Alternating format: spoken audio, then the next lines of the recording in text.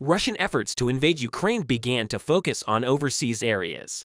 Russia carried out risky maneuvers and military exercises in the Baltic Sea for a certain gain in Ukraine and to gain a broader perspective on the invasion operation.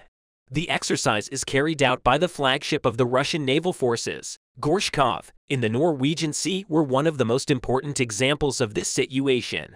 But there was one detail that Russia overlooked in the Baltics. The U.S. Navy was also striving for the security of Ukraine and for the New World Order to be based on more reliable foundations. And even recently, the U.S. Navy forces have taken a historic step in this regard. The USS Gerald R. Ford recently arrived in Oslo. The U.S. Navy's newest aircraft carrier is the first U.S. aircraft carrier to visit Norway in over 6 decades.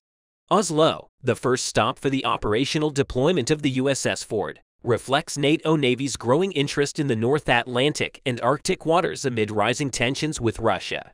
Ford set sail for the first time earlier this month as part of a carrier strike group and left Norfolk, Virginia. The ship was deployed to the U.S. Navy's Euro-Africa operational area and was sent north for joint and combined training exercises, as well as a range of operations to help mitigate the maritime risks associated with increased activities in the north. At the beginning of the week, U.S. and Norwegian officials visited Ford, which operates in the North Sea. The Navy integrated a Norwegian frigate into the attack group, demonstrating the interoperability of the U.S. and Norway and building a collective operational experience at sea during a major NATO exercise in late 2018. The USS Harry S. Truman became the first U.S. aircraft carrier to sail the Arctic in nearly 30 years.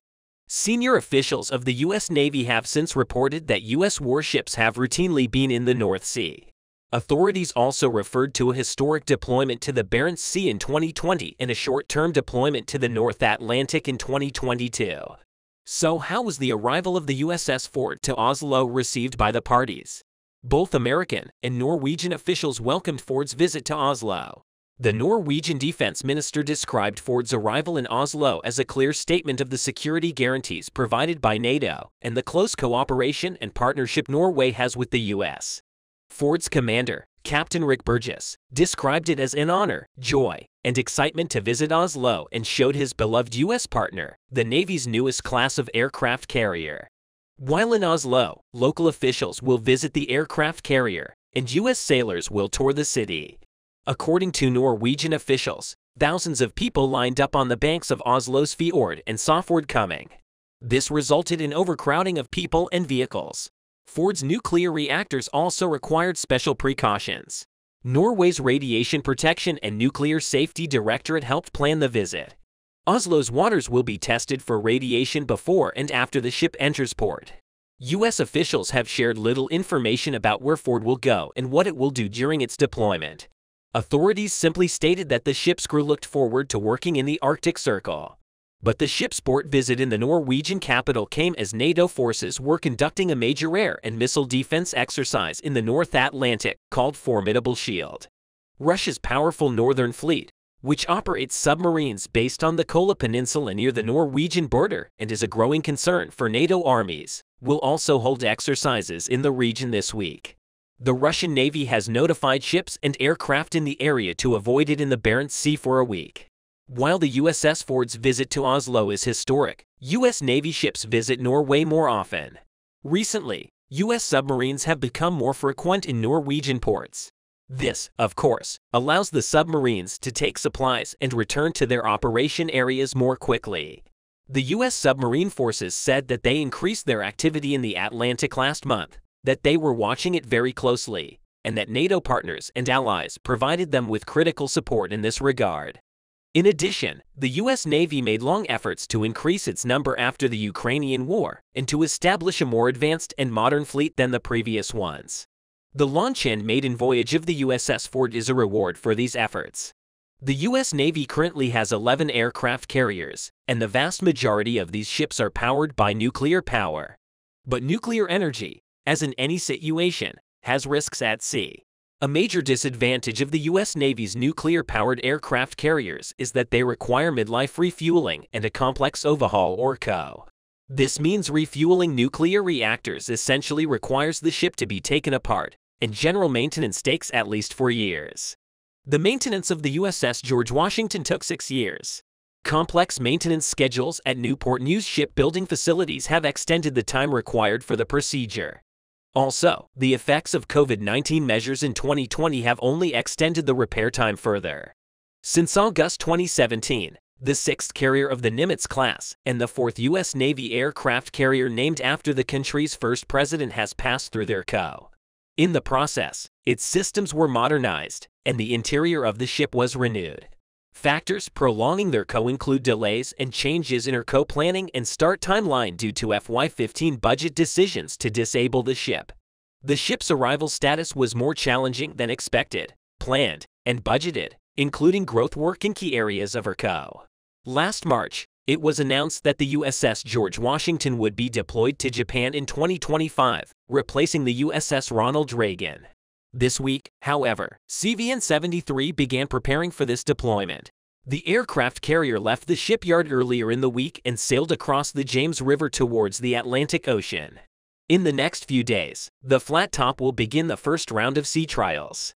The departure of the USS George Washington comes just days after the U.S. Navy released a comprehensive report outlining the quality of life issues for the crew assigned to the ship while it was at the shipyard.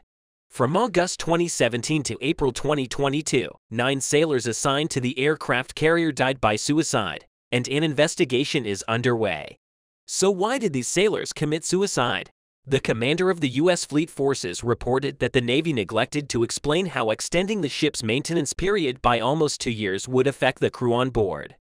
Unlike ships and submarines under construction, which are essentially shipyard-bound until handed over to the Navy, ships that pass through their co are technically still in service, and crews are deployed at the shipyard during the maintenance period. The Navy's published investigation revealed that young sailors assigned to George Washington are subject to some of the toughest living conditions in the military. Seafarers were isolated from family and peers during her co. In addition, they were exposed to long working hours.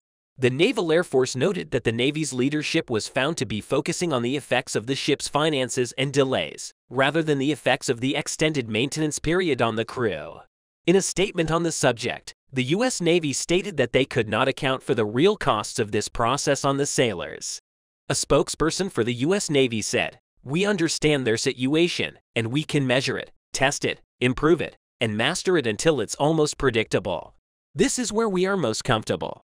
The next carrier planned for midlife overhaul, the USS John C. Stennis, has been at the Newport News shipbuilding since May 2021. The Navy assured that it would divert resources to the welfare of the crew. So what makes the USS George Washington so special? The USS George Washington was launched in August 1986 and was formally enlisted in the Navy on July 4, 1992. Just 2 years later, then-President Bill Clinton and First Lady Hillary Clinton hosted a delegation of country leaders to commemorate the 50th anniversary of the day landings in Normandy, France. On June 5, 1994, Clinton laid the wreath in the waters of the English Channel in honor of soldiers lost at sea during the landing of Normandy. Later that year, the Nimitz-class aircraft carrier, capable of carrying up to 90 aircraft, was sent to the Persian Gulf, where it took part in Operation Vigilant Warrior to protect Kuwait from a second invasion by Iraq. Along with the amphibious assault ship USS Tripoli and 2,000 Marines from the 15th Marine Expeditionary Division, the ship's arrival convinced the guards to withdraw.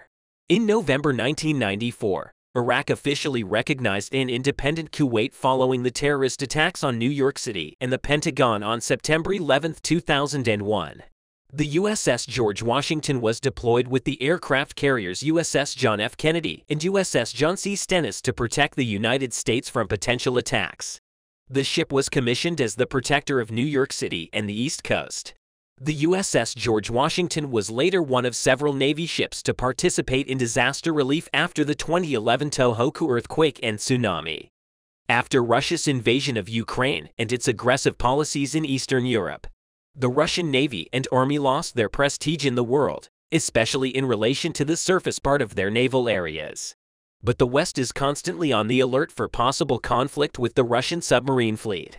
That's why NATO countries are trained to monitor submarines to prevent possible attacks on underwater infrastructures such as cables and gas pipelines. With Finland's participation in NATO, Sweden and Norway also started to take bolder moves against the Russian occupation.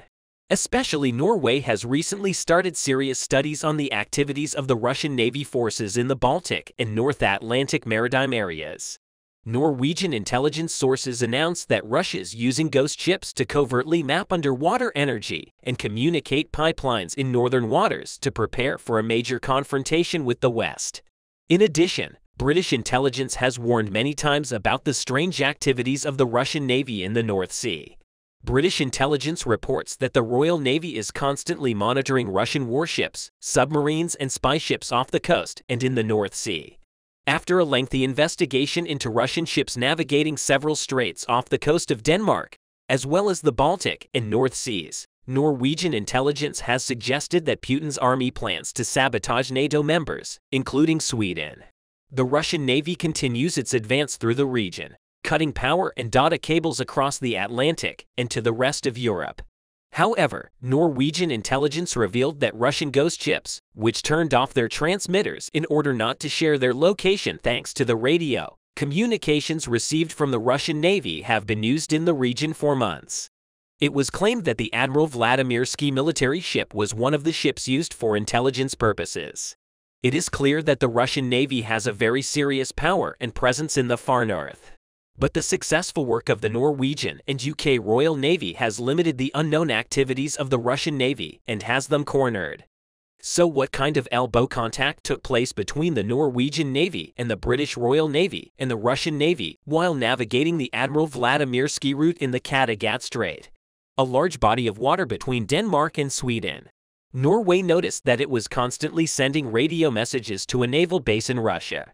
But according to Norwegian intelligence, Admiral Vladimirsky had turned off his transmitters while en route to avoid sharing his location. When the ship named Admiral Vladimirsky, whose location was seized as a result of the great efforts of the Norwegian intelligence, came close, the scene that emerged was shocking. Aboard the Russian Navy ship named Admiral Vladimirsky were uniformed soldiers wearing bulletproof vests and armed with Russian military rifles. Intelligence sources and experts speculate that the purpose of the Admiral Vladimirsky mission was to prepare sabotage by giving Russia the opportunity, among other things, to paralyze its power supply in northwestern Europe.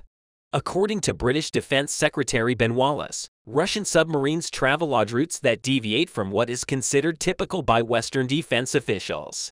Wallace said that the Royal Navy was tracking Russian submarines in the North Atlantic, Irish Sea, and North Sea by taking some strange routes that they wouldn't normally take and are now regularly visited by a number of Russian warships. Wallace added the fact that Admiral Vladimirsky was caught in the Norwegian intelligence off the coast of Denmark by closing his transmitters with secret plans was the most concrete example of the Russian naval forces being cornered by Norway in the room for maneuver was restricted.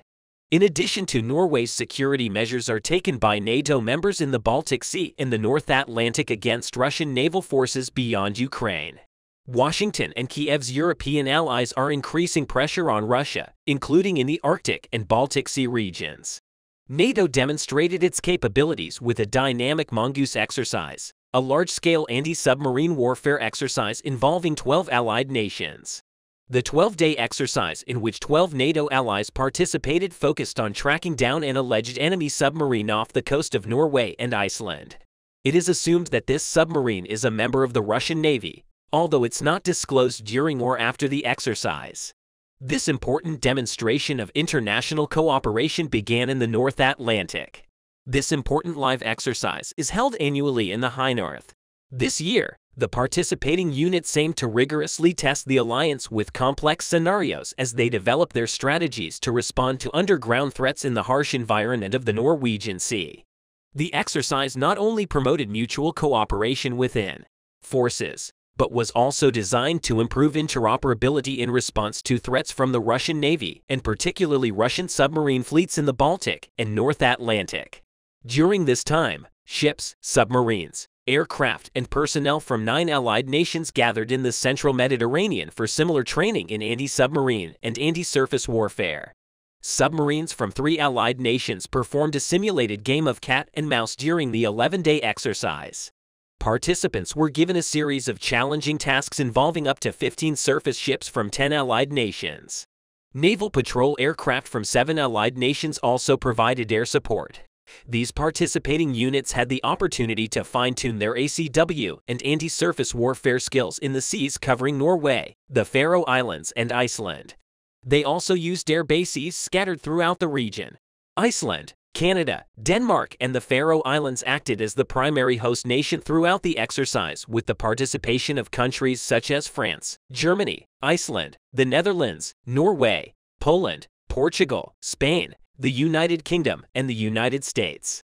Russian submarines could potentially disrupt the security of commercial shipping or attempt to cut off military routes from which the United States supplies equipment and weapons to Europe. There is also the danger of Russian forces sabotaging submarine cables used to transmit data and electricity. Therefore, it is vital for the NATO alliance to carry out such military exercises.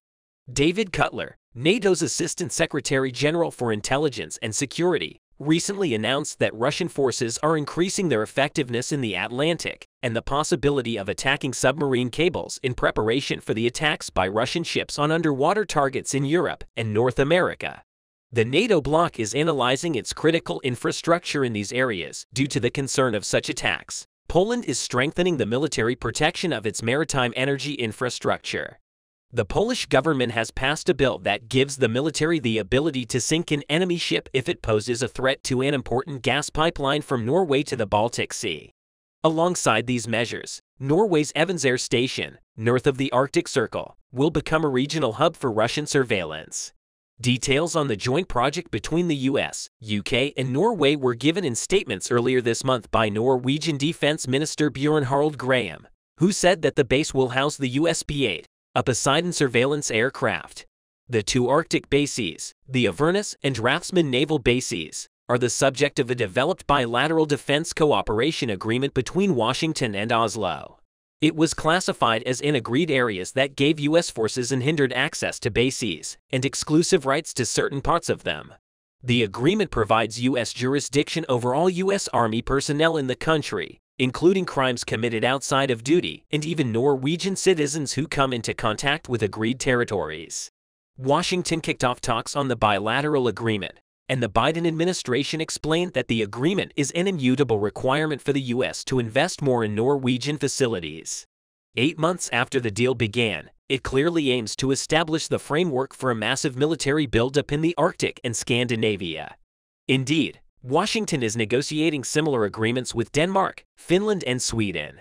A possible candidate for agreed territory status in Sweden, just 300 kilometers northwest of Russia's Kaliningrad enclave, is the island of Gotland, home to an important Cold War-era Swedish military base.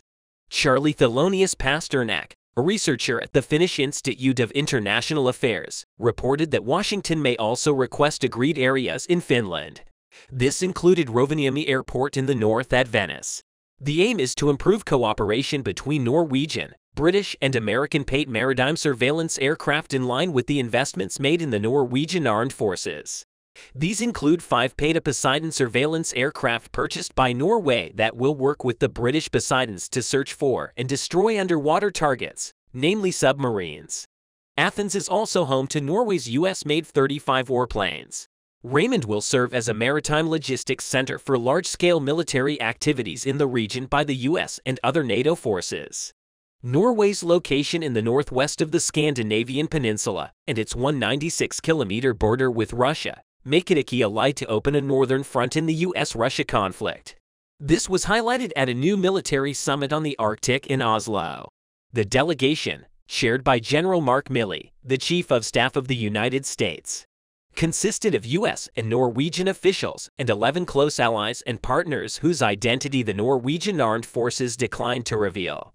This meeting with allies and partners builds a collective understanding of the evolving strategic environment and provides military advice on key issues.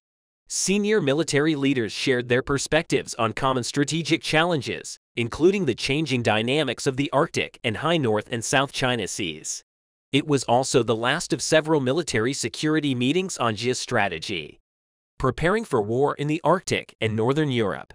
As a result, Kyiv's Western allies and the United States are doing everything in their power to ensure that Russia does not destroy Ukraine and the world order neither from the oceans nor by land. Russian President Vladimir Putin launched the Ukraine war in February 2022.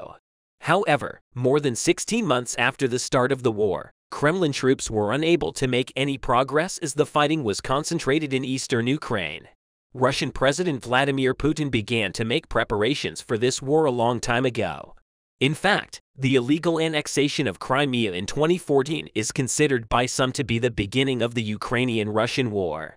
Although Putin has brought his army into the territory of Ukraine for the good of the Ukrainian people, it does not change the fact that the people suffer the most in this war. The two countries have been fighting for over a year now, but now the Russian military's war effort is largely exhausted.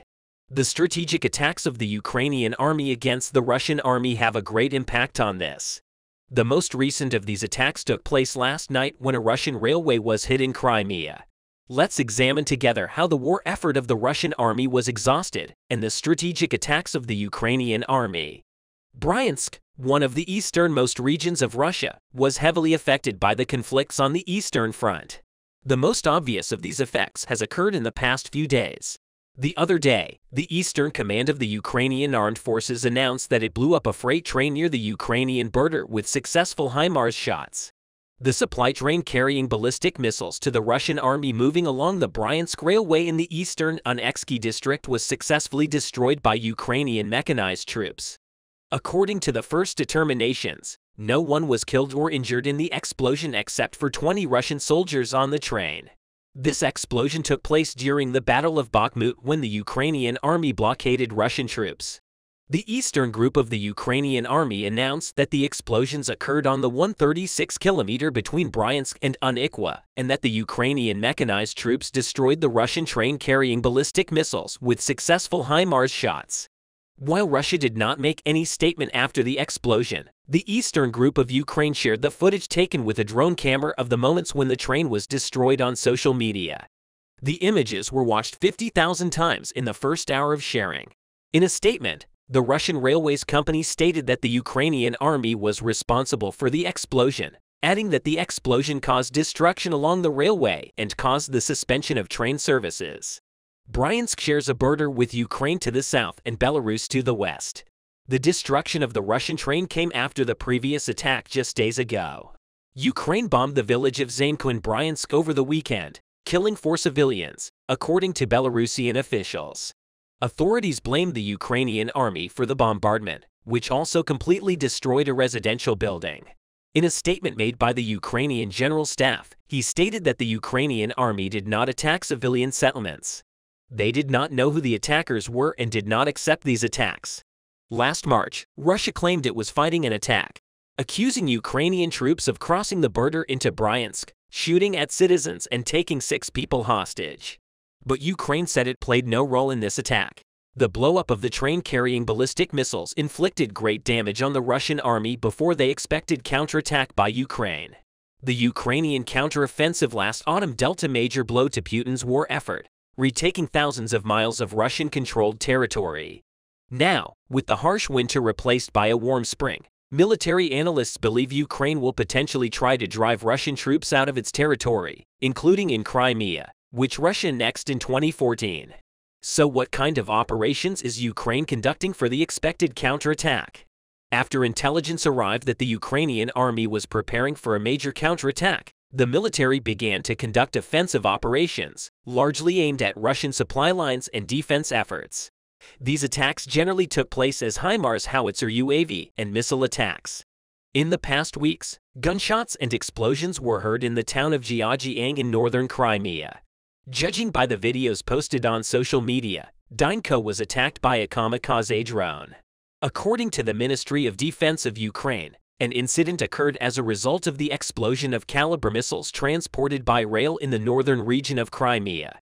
The leader of the Russian-appointed Jankoy city confirmed that Zonky-Our railway was attacked by drones. Ukraine acknowledged the explosions but did not take responsibility indirectly.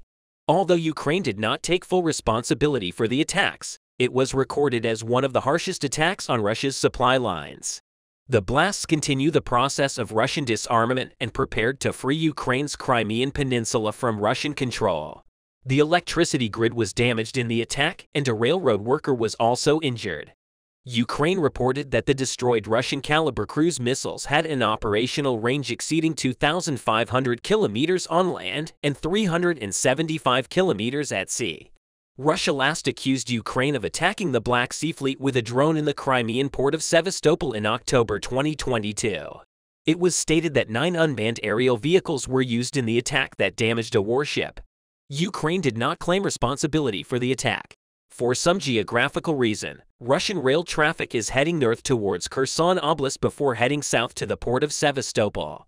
The presence of calibers in the railway yard in Junkai is perfectly understandable, since Junkai is the hub connecting the Russian railway to Kherson and Sevastopol.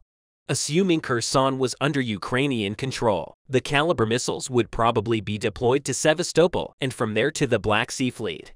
Although Ukraine did not fully claim responsibility for the attack, this attack undoubtedly undermined Russia's effort in a big way. Some experts consider this attack to be a retaliation of the Ukrainian military to Russian President Vladimir Putin's visit to Crimea and Mariupol. As a matter of fact, these thoughts are not empty thoughts. So what happened in Mariupol? Mariupol has been under Russian control for more than 10 months after being devastated in one of the longest and fiercest battles of the conflict. Ukraine says that more than 20,000 civilians have been killed there. An analysis estimates that 90% of the buildings were damaged and about 350,000 of the pre-war population of about 500,000 were forced to leave the area. A group of Melitopol residents said that Russia is conducting an expensive campaign to rebuild the city and win the hearts and minds of people. The aim is to assimilate Mariupol and make it the owner of Russia. Russian officials say 300,000 people currently still live there. The conflict saw Russia hit the Mariupol theater, where hundreds of civilians took refuge. The building collapsed and at least 300 people are believed to have died there. Ukraine and human rights groups say the attack constitutes a war crime. The United Nations said the Battle of Mariupol was among the events for which Putin and his regime could be held legally responsible. Thereupon, the International Criminal Court said it had issued an order for Putin's arrest in connection with the illegal deportation of Ukrainian children to Russia. This means that if he sets foot in any of the court's 123 member states, he can be arrested. Kiev authorities have pledged to liberate all areas under Russian control, including Crimea, which was annexed by Russia in 2014. At the point we have arrived at, we clearly see that the Kiev authorities stand behind their promises and strive to liberate the Russian-controlled regions one by one. It is difficult to know what awaits us in the coming days, but we sincerely believe that Ukraine's freedom efforts will come to an end. So what you think about this subject? Please express your thoughts in the comments.